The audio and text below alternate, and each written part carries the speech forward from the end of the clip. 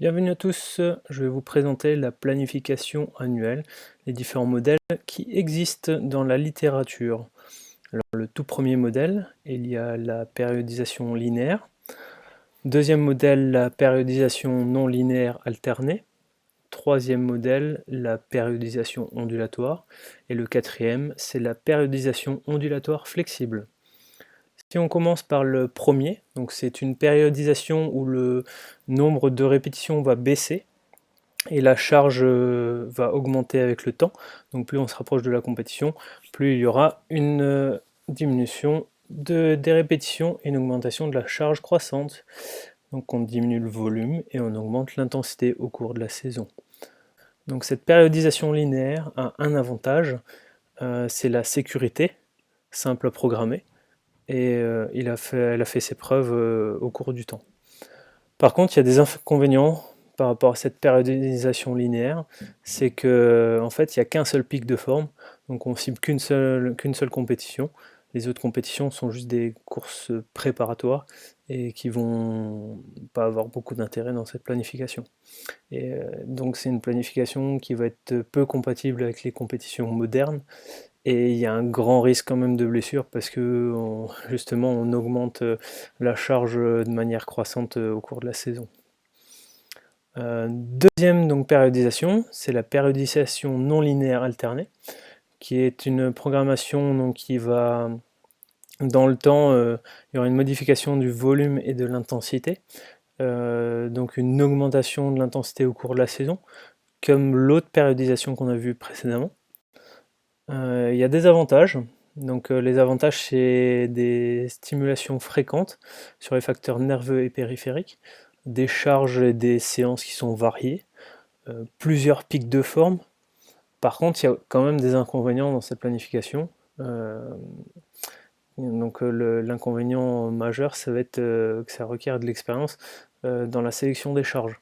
Parce qu'on ne peut pas appliquer les mêmes charges tout au long de l'année, et il faut bien doser par rapport à la récupération. La troisième périodisation, c'est la périodisation ondulatoire, qui est une alternance du volume et de l'intensité d'une séance à l'autre au cours de la semaine. Donc du coup, dans un même bloc, dans un microcycle, on va pouvoir moduler les charges d'entraînement en termes de volume et en termes d'intensité. Donc il y a une augmentation de l'intensité au cours de la saison, pareil que les autres périodisations. Il y a des avantages, donc c'est la stimulation fréquente des facteurs nerveux et périphériques. C'est varié comme programme, il y a plusieurs pics de forme au cours de la saison. Par contre, il y a quand même des inconvénients, comme dans toute planification et périodisation, c'est que ça requiert de l'expérience dans la sélection des charges, et risqué, voire inutile pour les débutants, parce que trop complexe, et voilà, il y a trop de facteurs qui varient. Après, on passe sur une périodisation ondulatoire flexible. Donc on choisit au jour le jour le contenu de la séance en fonction des modulations de l'athlète. Donc en gros, en fonction de sa récupération, en fonction de son état de forme, que ce soit au niveau ressenti ou d'autres marqueurs physiologiques et biologiques. Voilà, par contre, ça convient uniquement à l'entraînement individuel, donc tout ce qui est sport collectif. Je connais des préparateurs physiques qui le font, mais c'est très complexe et ça demande beaucoup de boulot. Mais c'est faisable.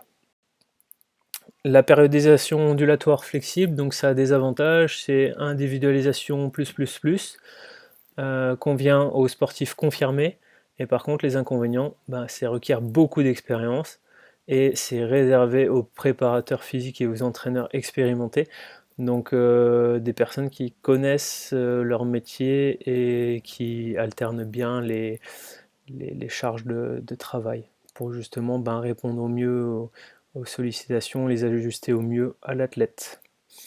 Maintenant, si on passe sur la périodisation de la planification, donc ça c'est l'agencement dans la planification annuelle, l'agencement des séances et des blocs. Donc on a une planification qui s'organise avec des mésocycles, c'est plusieurs mois à quelques jours. Après, nous avons les macrocycles, donc c'est dominantes de travail à fournir dans les mésocycles. Après, nous avons les microcycles, donc j'en ai parlé juste avant, donc c'est la semaine et les jours dans les macrocycles. Donc on va du plus gros au plus petit. Et ici, nous avons donc le cycle, c'est quelques heures ou minutes. Donc en gros, c'est la séance. Voilà, la séance qu'on vous donne chaque semaine. Ben, voilà, une semaine, c'est un microcycle, et puis un cycle, ben, c'est un entraînement. Voilà, ben, il faut toujours jongler entre le volume et l'intensité. Jamais être à fond sur le volume et en intensité. Sinon, on va droit à un risque de blessure. Alors, quelques périodes également. Donc on a des périodes de développement, période de développement aérobie, des qualités de base, donc on va travailler le gainage, on va travailler qualité de pied, période spécifique, donc là on va plus se centrer sur faire progresser les points spécifiques à l'activité. Donc par exemple en trail, ben, on va travailler très spécifique au niveau du trail. Voilà, après on va passer sur une période d'affûtage quand on se rapproche de la compétition. Et donc c'est préparer spécifiquement le jour qui est juste avant la compétition pour être le plus frais possible quand on arrive au jour J. Et la période après la compétition qui est la période de régénération, donc on récupère activement ou de manière passive de la compétition, donc de la sollicitation qu'on a eue ben, le jour J. Après, donc, si on détaille les périodes, donc la période de développement, c'est une période donc on va développer l'aérobie, donc ça va se passer à travers des footings, intervalle training, séance de VMA, bien sûr, séance continue long, renforcement musculaire, électrosteam, séance de côte très courte, séance avec du dénivelé en continu. Voilà, on peut vraiment mettre beaucoup de choses. Faut savoir que ça se base sur l'athlète. Donc, faut savoir quoi travailler à quel moment par rapport à son profil. Donc, faut toujours jongler par rapport à l'état des entraînements et le niveau suffisant de préparation. Donc, ça, c'est un équilibre à trouver au cas par cas. Et cette période dure entre 12 à 20 semaines. On va chercher à augmenter la capillarisation musculaire justement en faisant des efforts qui se basent sur l'aérobie.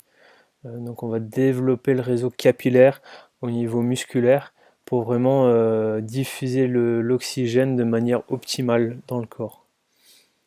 Après, donc, si on passe à la période spécifique, donc, on va chercher à développer les points spécifiques par rapport à l'activité. Ben cette période va durer entre 3 à 7 semaines et elle va être composée d'entraînements en continu avec des intensités élevées, du renforcement type pliométrique, des footings aussi ben, faciles bien entendu, de l'intervalle training, des séances VMA, travail long sur piste, dénivelé, du renforcement musculaire ciblé.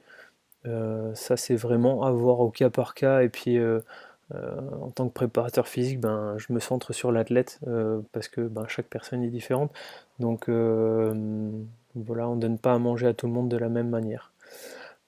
Donc dans ce cycle là on va chercher donc, de nouveau une capillarisation musculaire plus et donc on sera de nouveau sur de l'aérobie. Bien entendu il y aura quand même de l'intervalle training mais il y aura une grosse part quand même d'aérobie. Après, on passe à la période donc d'affûtage, qui sera le but, ce sera de préparer donc spécifiquement au jour J, au jour de compétition. Cet affûtage dure entre 10 et 15 jours. Il sera composé de travail de fractionné, intervalle training, donc vraiment du fractionné quoi. On travaille sur des courtes fractions et sur vraiment pour stimuler le système nerveux de manière optimale. On aura une diminution de la charge. Cette diminution peut être elle peut être linéaire ou elle peut être par étapes ou exponentielle. Donc ça c'est vraiment par rapport à l'athlète, à son ressenti, à son expérience, à son historique. Voilà, il faut pas dire on diminue de moitié la charge d'entraînement parce que ben voilà, on a lu dans les livres que c'était de moitié et puis voilà, on applique ça à tout le monde. Non, c'est vraiment au cas par cas, il faut l'individualiser. Donc linéaire, par étape ou exponentielle cette décroissance. Donc au cours de cette période, le kilométrage, j'ai mis qu'il était réduit de moitié. Ok, mais voilà, il faut vraiment voir au cas par cas, comme je dis. Il y a une réduction du volume au profit de la qualité. On garde toujours du travail de qualité dans cette période-là. La période après qui suit la compétition, donc c'est la période de régénération, c'est une période très importante. Même enfin, je veux dire en ultra trail, c'est d'autant plus important parce que il y a une diminution des défenses immunitaires quand on fait des efforts longs et intenses. Et donc c'est une période où on peut être tombé vite malade. Donc c'est une période où il faut soigner cette récupération-là. Donc ça se fait avec des footings faciles, du vélo, de la natation. Et il faut soigner encore une fois l'alimentation qui doit être individualisée et le sommeil. Ce qui est souvent négligé, notamment de nos jours avec les écrans. On passe beaucoup de temps sur les écrans tard le soir et de manière très rapprochée par rapport au passage au lit.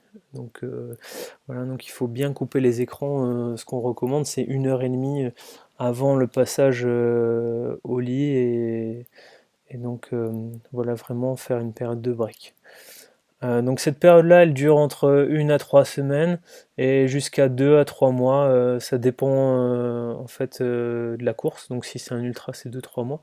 Et ça dépend aussi, comme je dis souvent, de la personne, comment elle récupère. Parce qu'on n'est pas égaux sur ce point-là. Et bien sûr, ça comprend du repos aussi complet. Donc moi j'intègre ça, du repos complet. Beaucoup le font pas et du coup ça mène souvent à une situation de fatigue générale. Voilà, pas forcément physique mais générale.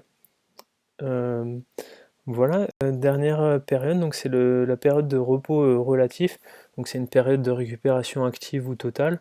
Et ça, donc l'objectif c'est d'emmagasiner de l'énergie physique, donc restauration des stocks de glycogène musculaire qui ont été impactés au cours de la compétition, au cours de la saison.